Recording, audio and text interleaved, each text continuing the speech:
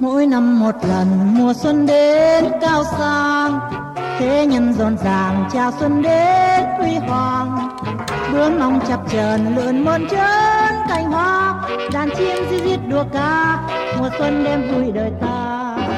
Chúc non sông một mùa xuân mới vinh quang, đón xuân tưng bừng tình nghệ sĩ yêu đàn.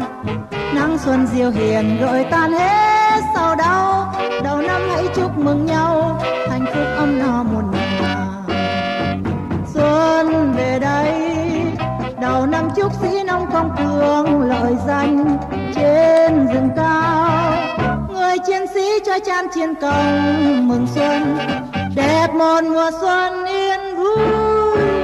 Những đôi nhân tình chờ xuân đến keo sơn, gió xuân tràn hòa làm tươi mát tâm hồn. Ngất ngây trong lời ca câu hát